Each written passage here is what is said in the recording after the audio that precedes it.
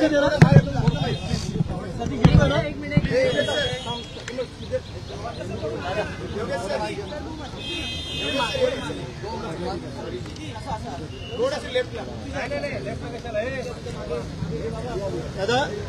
तुम्ही भेट दिली, पोलीस अधिकाऱ्यांशी चर्चा केली, काय माहिती आपली लागलेली आहे या प्रकरणाविषयी?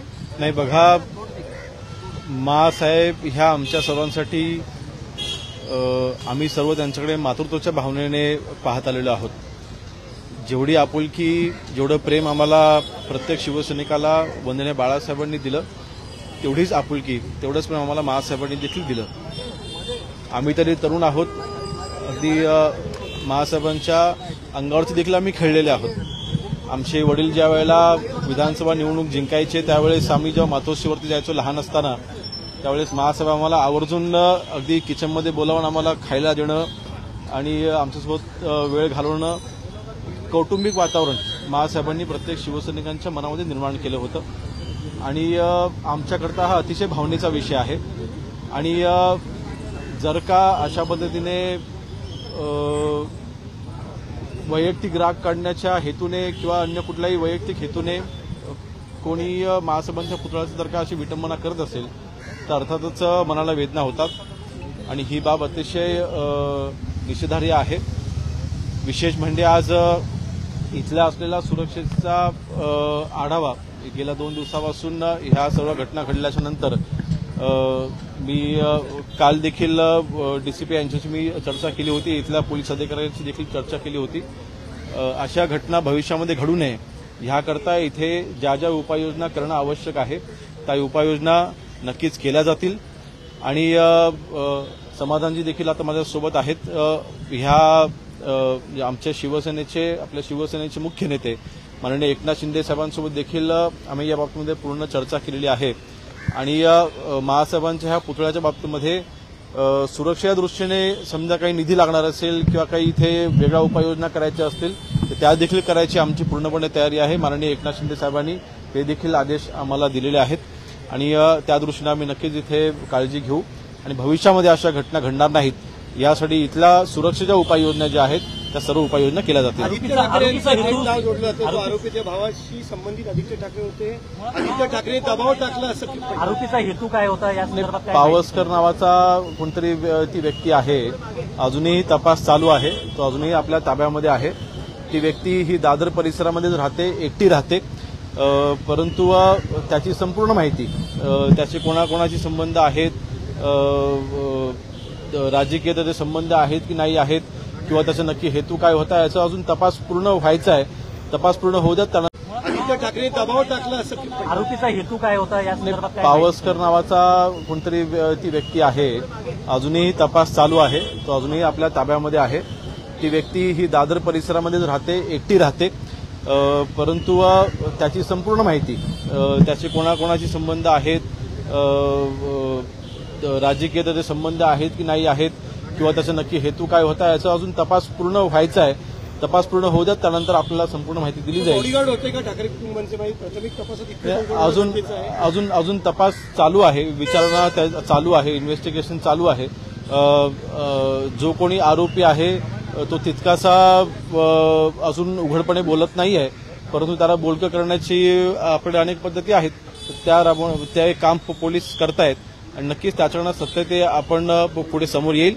एकंदरीत बघा, शेवटी हा जो कोणी माथेफिरू असू द्या किंवा कोणी असू द्या, ह्या घटना ह्या घडू नये ह्याकरता इथे असलेल्या उपाययोजना ज्या आहेत त्या सगळ्या उपाययोजना करण्याची आमची पूर्णपणे तयारी आहे, किंबहुना त्या आम्ही करणारच आहोत. माननीय एकनाथ शिंदे साहेबांनी देखील तसे आदेश दिलेले आहेत.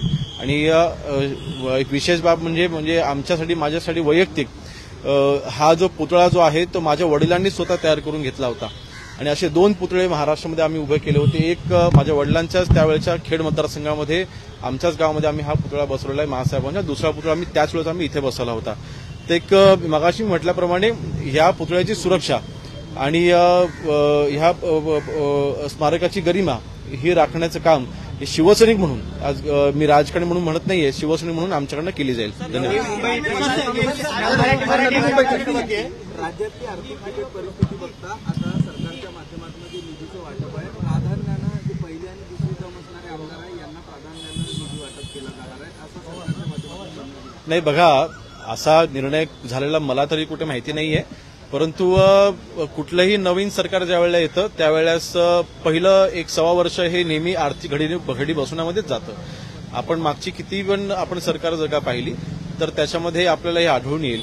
आणि मला वाटत नाही कुठली आर्थिक अडचण आज राज्यामध्ये आहे. आज एकत्र युथ फोरम होता, नवीन आमदारांना तुम्ही सगळे त्यावेळी तुम्ही असताना आता नवीन आमदारांनाच निधी दिला जाणार आहे प्राधान्याने. पहिली टर्म किंवा दुसरी टर्म ज्यांची आहे तर तरुण आमदार किंवा नवीन आमदारांना प्राधान्य दिलं जातं. नाही बघा, प्रत्येक आमदारांची अपेक्षा असते की आमच्या आपल्या मतदारसंघामध्ये विकास कामं व्हावीत. विकास कामांच्या अपेक्षेने जनतेने त्यांना निवडून दिलेलं आहे. प्रत्येक आमदाराच्या मतदारसंघामध्ये विकास कामं व्हावीत ही अपेक्षा असते. तर मला वाटतं असा कुठला धोरणात्मक निर्णय आमच्या प्रमुखांनी घेतला असेल तर मला त्याची कल्पना नाही, परंतु असा निर्णय झाला जर का असेल तरी सुद्धा काही वाईट नाही. आणि शेवटी बघा, आमच्या मतदारसंघामध्ये माननीय एकनाथ शिंदे साहेब मुख्यमंत्री असताना महायुतीच्या प्रत्येक आमदारांना करोडोचा निधी, माझ्या मतदारसंघामध्ये जवळपास 2,700 कोटीचा निधी मागच्या 2.5-3 वर्षामध्ये माननीय एकनाथ शिंदे साहेबांनी दिलेला आहे. त्या सर्व कामांना आज निधी मिळतोय ना, शेवटी ती देखील विकास कामं सध्या चालू आहेत, कुठली कामं बंद नाही आहेत. नवीन विकास कामांच्या ज्या अपेक्षा आहेत त्या देखील नक्कीच पूर्ण होतील. त्यामुळे हा निर्णय काय कायमस्वरूपी निर्णय असेल हा निर्णयाची मला कल्पना नाही, परंतु आपण म्हटल्याप्रमाणे असा निर्णय घेतला गेला असेल तर तो कायमस्वरूपी राहिला असं मला वाटत नाही. म्हणून मला वाटतं आर्थिक घडी कुठेही राज्याची बिघडलेली नाही, सुस्थितीमध्ये आहे. नवी मुंबईतील 2 अनधिकृत इमारती पाडण्याचे निर्देश असताना उपमुख्यमंत्री एकनाथ शिंदे यांनी त्यांना स्थगिती का दिली अशी विचारणा हायकोर्टाने केली.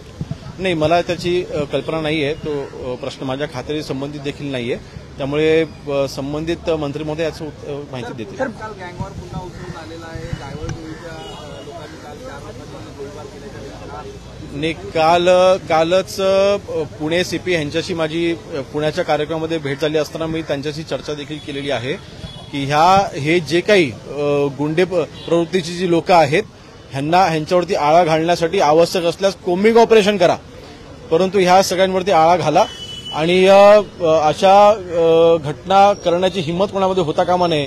हा जरा पोलिसांचा धाक दाखवणं आवश्यक आहे आणि तशी कारवाई केली जाईल.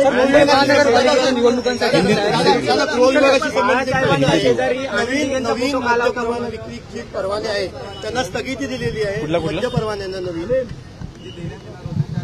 मध्य धोरण एक्साईज खात्याचा विषय आहे. माननीय अजितदादा याच्यामध्ये योग्य तो निर्णय घेतील, परंतु नवीन कुठलाही परवानगी द्यायचा निर्णय मला वाटतं अधिकृत कुठला निर्णय तसा झालेला नव्हता, त्यामुळे स्थगिती द्यायचा विषय उद्भवत नाही. मला वाटतं एक्साईज खातं याच्यामध्ये आणि माननीय अजितदादा योग्य तो निर्णय घेतील. बाळासाहेबांच्या शेजारी आनंद दिघेंचा फोटो काल होता अशी विचारणा संजय राऊत. बाळासाहेब ठाकरेंचं महत्व कमी करण्यासाठी आनंद दिघेंचा फोटो त्यांच्या बाजूला ऍडमध्ये लावला जातो असं संजय राऊत सांगतात. वंदनीय बाळासाहेबांची तुलना ही जगामधल्या कुठल्याही व्यक्तीची होऊ शकत नाही,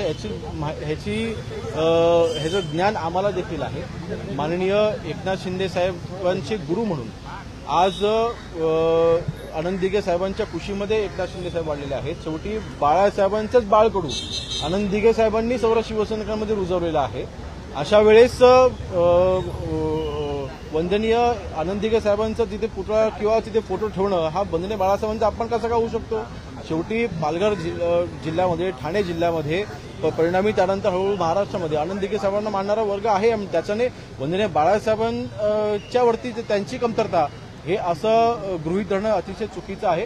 त्यांना त्याच्यामध्ये काय राजकारण करायचं ते करू द्या. शेवटी त्यावेळेस जे काही घडलं होतं हे संपूर्ण महाराष्ट्राला त्याची कल्पना आहे. आज संजय राऊत साहेब माझ्यापेक्षा अनेक वर्षांनी वरिष्ठ आहेत, त्यांच्यावरती मी काय बोलणार नाही, परंतु वंदनीय बाळासाहेबांची जागा ही कोणी दुसरं घेऊ शकत नाही, परंतु गुरु म्हणून एक सन्मान म्हणून एकनाथ शिंदे साहेबांनी आनंद दिघे साहेबांना ते दिलेलं स्थान आहे. परिणामी आम्ही सर्व शिवसैनिक आज वंदनीय बाळासाहेबांचं बाळकडू आनंद दिघे साहेबांनी जे प्रत्येक शिवसैनिकांमध्ये रुजवलेलं आहे त्या सन्मानापोटी वंदनीय दिघे साहेबांची आम्ही तिथे त्यांना मानतो म्हणून त्याची मी पूजा अर्चना करतो. दादा एक महायुतीचा गणित कसा असेल नाही, ते आमचे वरिष्ठ ठरवतील, परंतु एक गोष्ट मात्र नक्की आहे की मुंबईचा महापौर हा मराठीच असेल आणि तो महायुतीचा असेल हा आमचा विश्वास आहे. सर एक मिनिट